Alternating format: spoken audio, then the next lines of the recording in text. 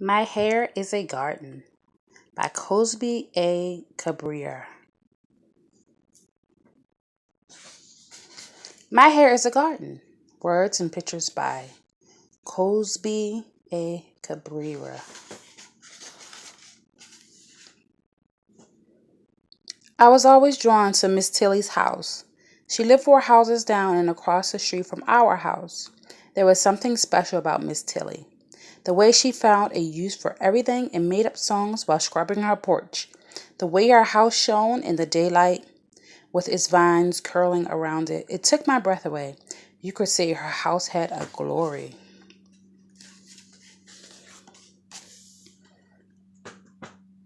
I used to run right into her house when I was a toddler. So when I was teased because of my hair again, it was no surprise that I found myself running right to Miss Tilly's house, Miss Tilly's after school. She led me to her kitchen table where she'd been straining sorrel. Its pungent aroma and the smell of steeping ginger filled the kitchen. When my tears came a slow leak, a salty streak, she held me. She handed me a tissue and let me be for a few minutes. Miss Tilly knew I was looking for comfort. Miss Tilly knew if I was looking for comfort, I would go to Mama for that. She knew I was at house for a reason. She set a cup of the sorrel in front of me and took a sip. It went down smooth and tangy and broke through the lump in my throat.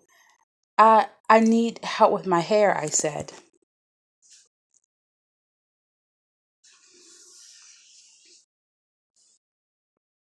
I got sort of used to it. I'd shrug it off, or I'd keep my hat on, even when I wasn't supposed to wear it in class. It wasn't the first time my hair had been made a joke. But when Julio Richards, who I'd known since kindergarten, said, "We all know Mac's hair is always a mess," he said it like it was a fact. Like we all know the Statue of Liberty is surrounded by water, or we all know George Washington was the first president of the United States.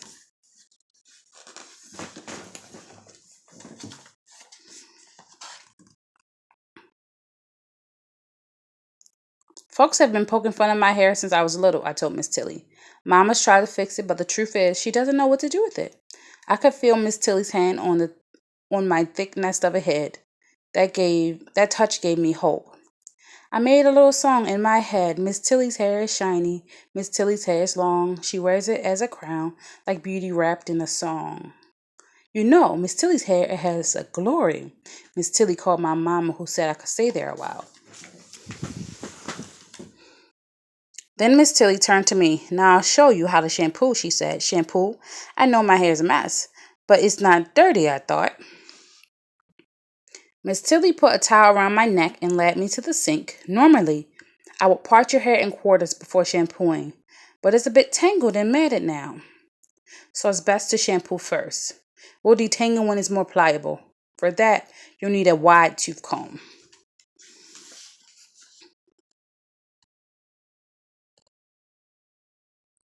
"I already use a wide tooth comb," I said. "Well, when I use a comb, that is." Miss Tilly took out a large comb with teeth that looked as far apart as the spaces in a garden rake. I nodded. "Oh, right," I said. "A wide tooth comb." "We'll use this one for now," said Miss Tilly. "Later on, when your hair's trained, you can go back to your usual comb." Trained? Did Miss Tilly mean she could train hair? "Oh, yes," Miss Tilly replied. "You've got to work with what you have, but you can still tell it what to do."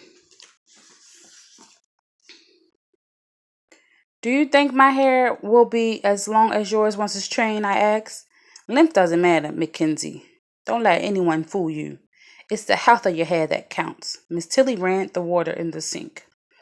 "I guess you're right," I said, but I wasn't convinced. Wouldn't my hair always be somebody's idea of a joke? Would it ever be beautiful?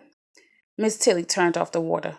Which would you prefer if you had to choose? A healthy, shiny head of cropped hair, or hair that's long, straggly, fragile, and full of split ends?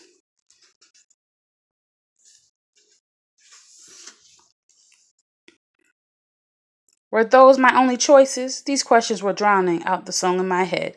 Miss Tilly looked at me as if she were reading my thoughts. She slowly pulled the towel from my shoulder and laid it on the kitchen counter by the sink, near the drained pot of sorrel. Come with me, she said. She steered me toward the screen door to her garden.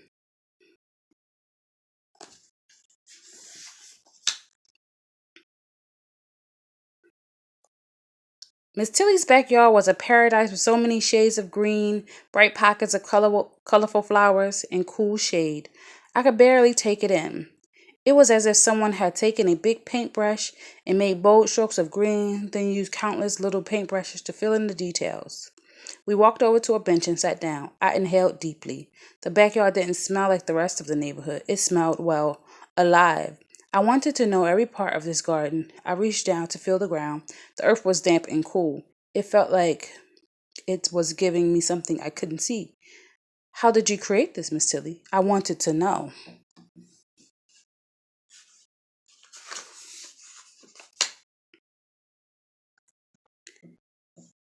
30 or more years ago, I put some seeds in the ground, Miss Tilly said.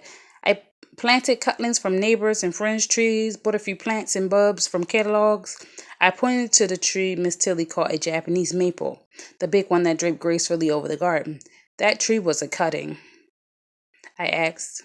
Oh, that was a wee thing at first. The phone company men came through my yard one day and trampled over it with their boots. Got in the way where they were sitting to have lunch. I found it plucked up, clean and woven into the chain link fence. I gasped. What did you do?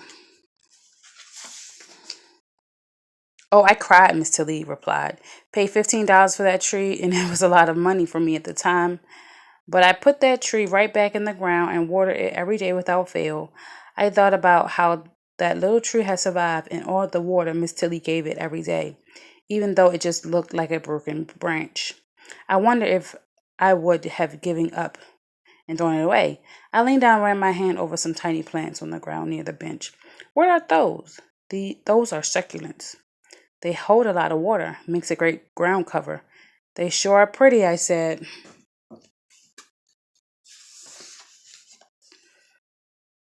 Miss Tilly looked at me. Is that Japanese maple prettier than those succulents? She asked. Of course not, I said. Even though the Japanese maple is taller, she asked. They're both beautiful, I said, even though they're so different. As the words came out of my mouth, I knew that I believed it. Ah, she said, go back inside and put your towel back on. That was the first day I learned that my hair is a garden. My hair is a garden, and every day, and like every good garden, it must be cared for every day. The nutrients in the soil can be stimulated and enriched. My body is the soil for my hair. What I give to the soil comes back to me. I love to eat right. My words are like seeds that I plant. What I think and speak draws a yield. I weed out all opinions that have no place in my garden. It's too curly. Pull it back. Straighten it. Cut it off. Miss Tilly says it's not what you start with in the garden that matters. It's the time, care, and attention you give it. My hair is a garden, and I give it love.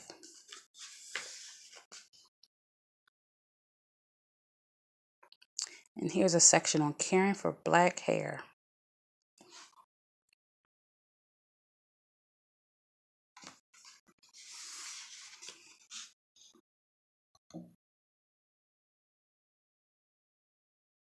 Wonderful. My Hair is a Garden by Cozbi Cabrera.